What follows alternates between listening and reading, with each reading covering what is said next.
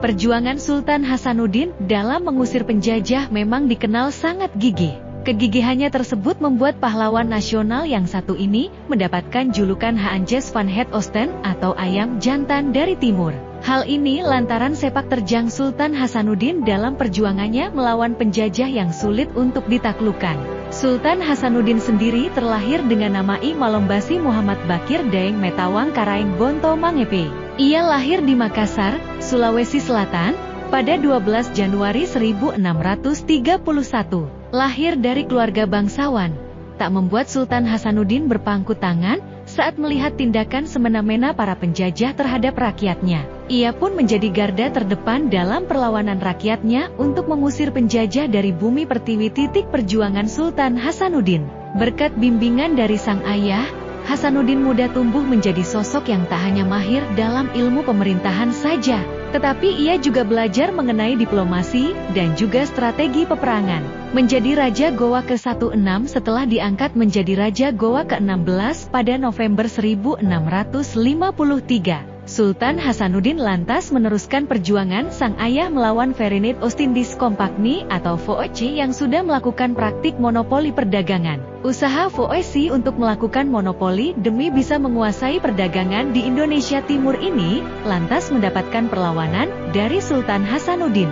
Bersama Sultan Alauddin dan Sultan Muhammad Said, Sultan Hasanuddin melakukan perlawanan terhadap VOC. Melawan Belanda dan perjanjian Bongaya. Perlawanan kerajaan Gowa tentu saja membuat VOC yang dipimpin oleh Laksamana Cornelis Pilman dengan kekuatan mutakhirnya berang. Mereka ingin menyingkirkan kerajaan Gowa pimpinan Sultan Hasanuddin yang selalu menjadi hambatan. Usaha Belanda untuk bisa menaklukkan kerajaan Gowa menemui titik buntu. Sultan Hasanuddin berhasil menyatukan beberapa kerajaan kecil untuk membantunya melakukan perlawanan terhadap Belanda.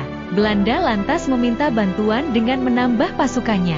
Hal ini membuat Sultan Hasanuddin semakin terdesak dan melemah. Akhirnya Sultan Hasanuddin menandatangani perjanjian Bongaya pada 18 November 1667 dengan berbagai pertimbangan. Pada 12 April 1668, perang besar antara kerajaan Gowa melawan Belanda kembali pecah. Belanda baru bisa menerobos benteng terkuat kerajaan Gowa, yakni Benteng Somba Opu pada 24 Juni 1669, setelah mendapatkan bantuan dari pemerintah pusat. Sultan Hasanuddin turun tahta setelah Belanda berhasil mengalahkan kerajaan Gowa. Sultan Hasanuddin lantas mundur dari Benteng Somba Opu menuju ke Benteng Kale Gowa. Meski demikian, ia tak pernah sekalipun mau tunduk dengan Belanda yang sudah menyengsarakan rakyatnya. Sultan Hasanuddin akhirnya memutuskan untuk turun tahta pada tanggal 29 Juni 1669.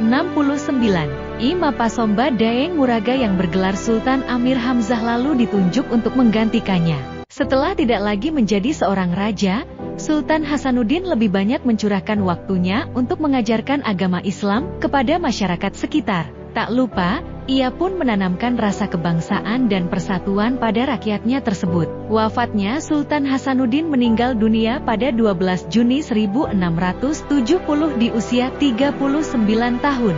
Ia disemayamkan di pemakaman yang berada di bukit, tempat yang memang diperuntukkan khusus bagi raja-raja Gowa yang berlokasi di dalam Benteng Kale Gowa, Kampung Tamalet. Atas jasa besarnya terhadap Indonesia, Sultan Hasanuddin lantas diangkat menjadi pahlawan nasional pada tanggal 6 November 1973 berdasarkan surat keputusan Presiden RI No. 087 tahun 1973.